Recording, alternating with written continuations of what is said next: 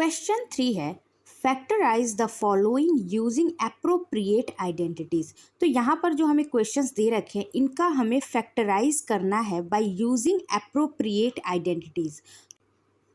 तो इस क्वेश्चन को सॉल्व करने से पहले सबसे पहले हम ये जान लेते हैं कि किन किन आइडेंटिटीज़ का हम यूज़ करेंगे इन क्वेश्चंस को सॉल्व करने के लिए, इन क्वेश्चन को फैक्टराइज करने के लिए।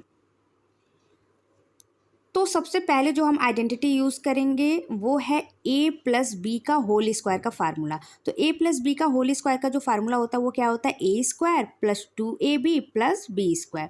सेकेंड है हमारा a माइनस बी का होल स्क्वायर का फार्मूला।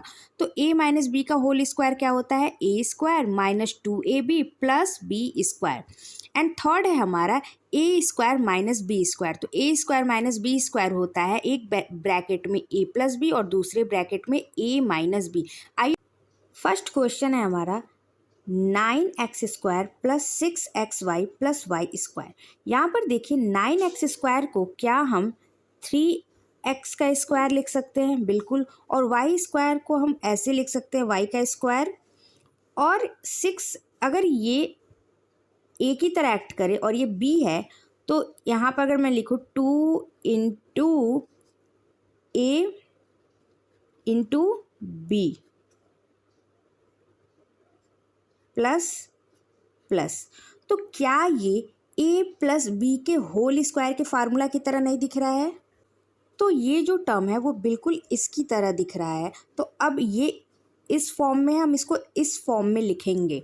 तो ये हमारा a है और ये हमारा b है, तो हम इसको ऐसे लिख सकते हैं 3x प्लस वाई का होल स्क्वायर। अब इसी को हम ऐसे भी लिख सकते हैं 3x plus Y, 3x plus Y.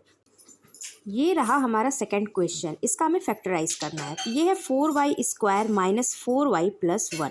तो 4y स्क्वायर को हम 2y का स्क्वायर लिख सकते हैं और यहाँ पे 1 को हम 1 का स्क्वायर लिखेंगे।